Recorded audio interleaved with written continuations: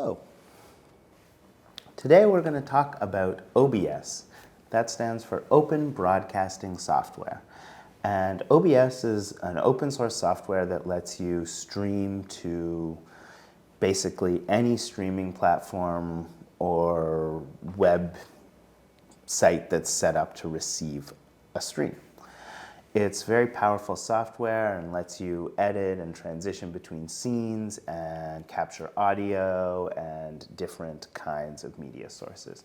So let's dive in. So if you open OBS, and you can download it for free from the internet, so just Google OBS and you'll be able to find it. You'll see something like this. So at the top, you have your usual suspects: file, edit, view. Docs refers to the things that you see down here at the bottom of your screen, so the different kinds of controls that appear sort of in the main interface. Profile, scene collection, tools, help. Scene collection is the other thing that's kind of relevant here, and this allows you to save your settings. So if you do a stream and then you're going to do that stream again or use a similar setup, you can save it in a scene collection and then it'll be there. You can load different scene collections and you don't have to redo your work. The other things you don't need to worry so much about for now. So moving down the screen, you see we have this black box. So this black box represents the sort of canvas of what we're going to be streaming, where the media that we're going to be using will appear. So generally, if you're using OBS, it opens in this default mode, but you're probably going to want to use it in studio mode. So studio mode allows you to manipulate a scene or a source while you're already streaming without those changes and adjustments going live. So it can be very useful if you have, say, a multi-camera setup and you need to adjust something, or if you're writing the credits on the fly or something like that. So now we're in studio mode, and in studio mode you'll see in the middle you have different buttons that you can click and tools to transition between different scenes. But we'll get more into that later.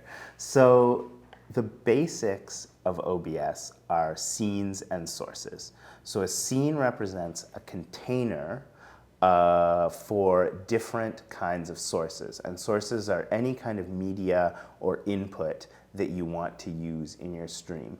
So by having scenes and sources collected together, you can layer different kinds of sources. So you can have a video source and an audio source, or you can have a video source and an image, like a logo to overlay or watermark, and you can layer those all together to create a scene.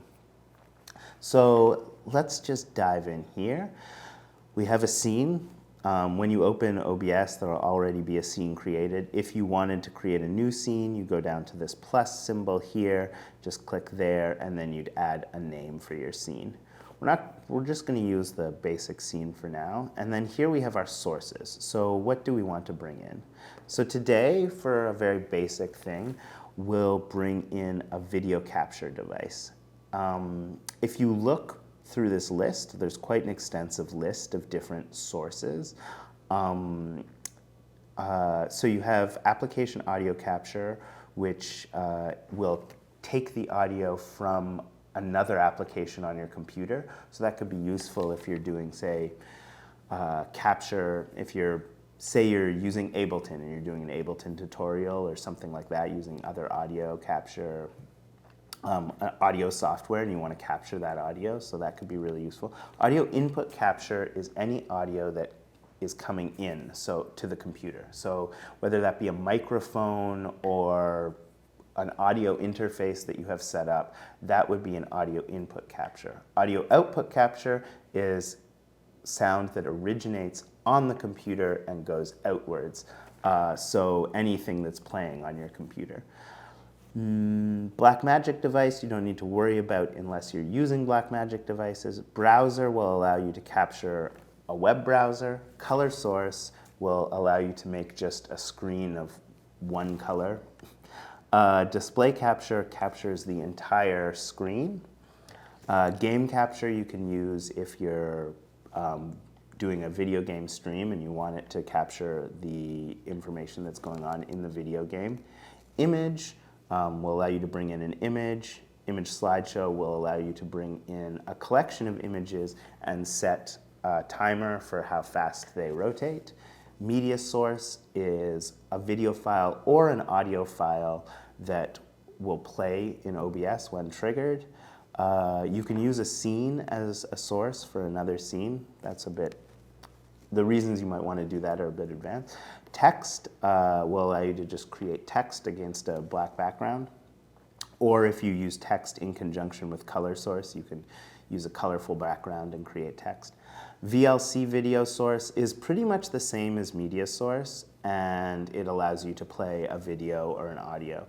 The advantage to using VLC video source has to do with how much you can control the video while it's playing.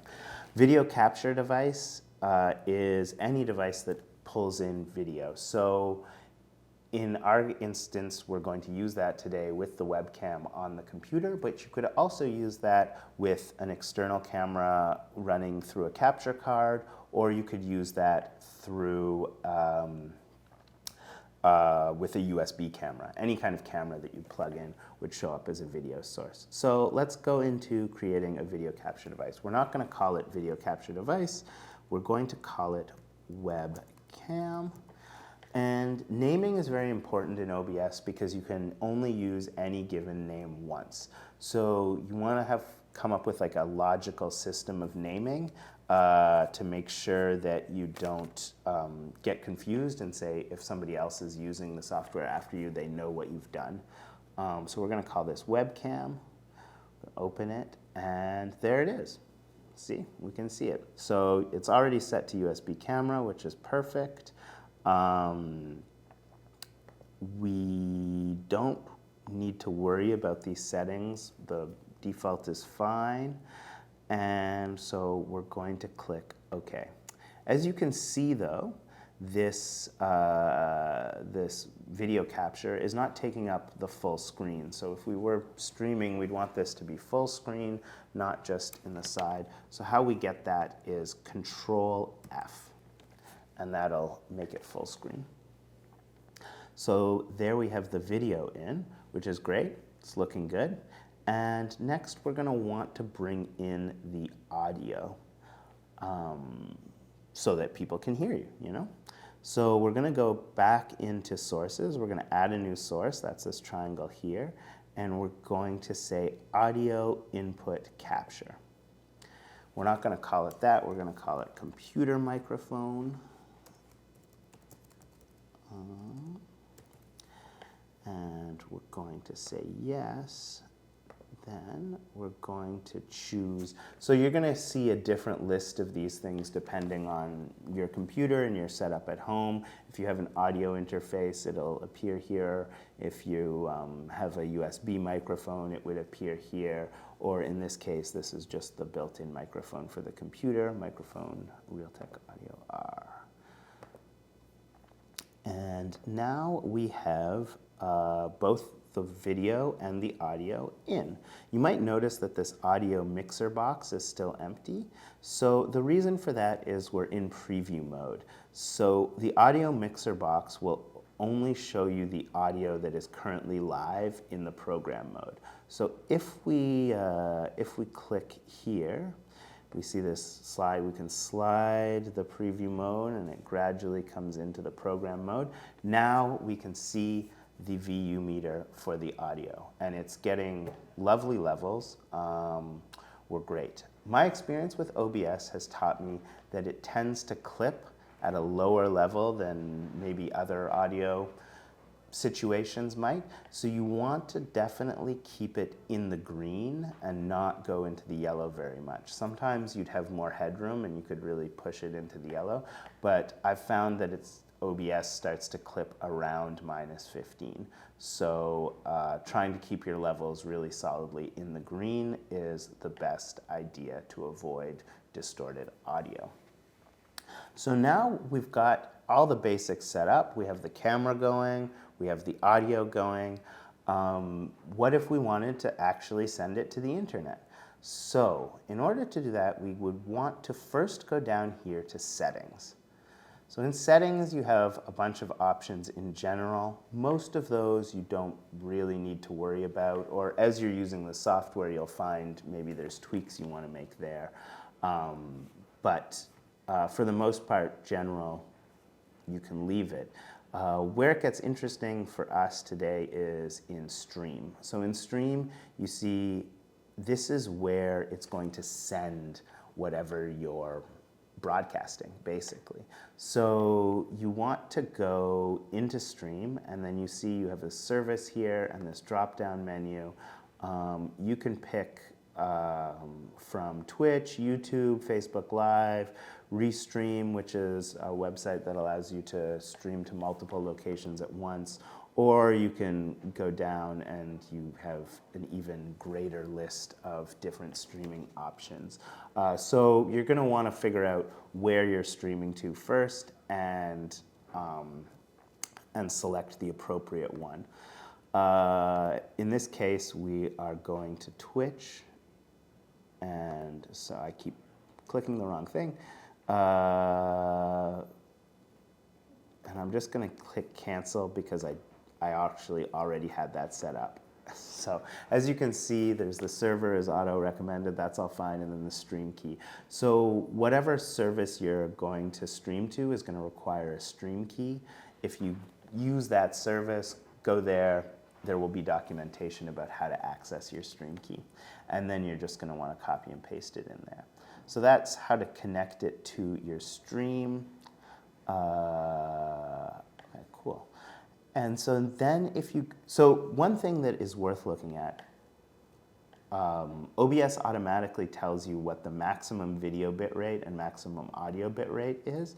If you are interested, it's worth remembering that information. So here we have 6,000 kbps for video bitrate and 320 kbps for audio bitrate.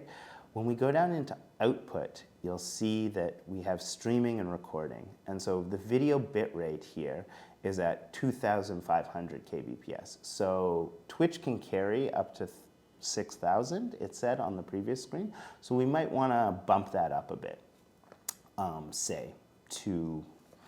Let's say we'll go to 5,000. You have to remember that the total bit rate that is going to be going out of your computer is going to be a combination of the video and the audio bit rate. So even though Twitch can handle 6,000, it's maybe good to keep us some headroom because we're actually going to do 5,320. So that's high quality. The next thing you want to look at is recording. So recording will have your recording path where the files are going to be saved.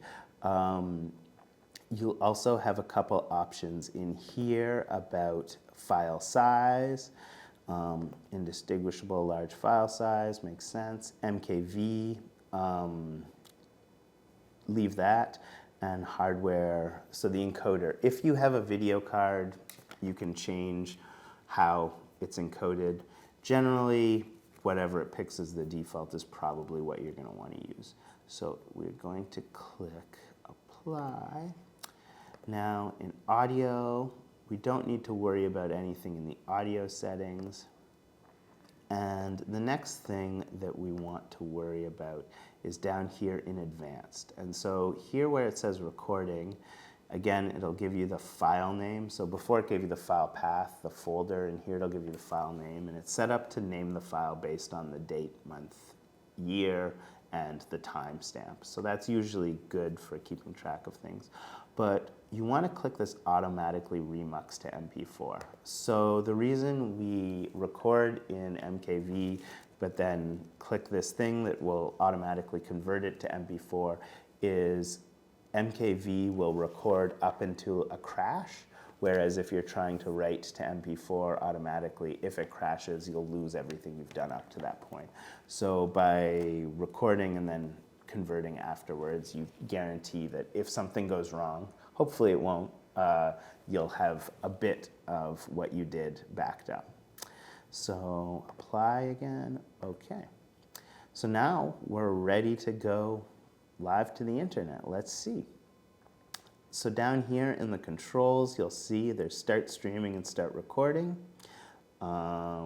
Often you start recording before you start streaming or vice versa. It's really personal choice.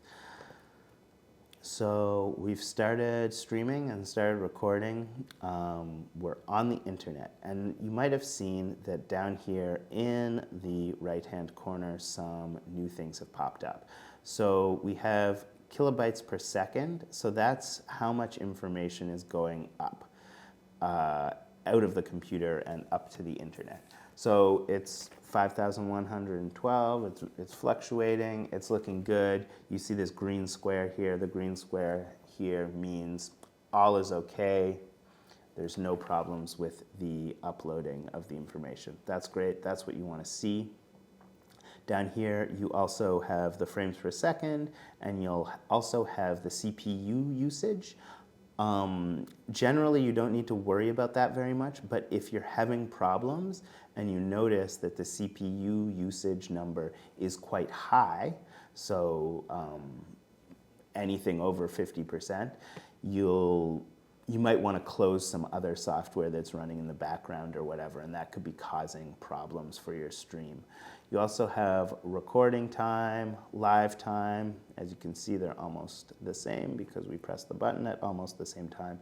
And then you have dropped frames. And dropped frames is another thing that you want to check when you're troubleshooting. So if you're having problems, if your stream is kind of laggy or jerky, there could be an issue with how much data you're trying to send, and the software is having to drop frames. So those are the two, CPU percentage and drop frames percentage are two good things to check if you're having problems with your stream. Yeah, and those are the basics. Thank you.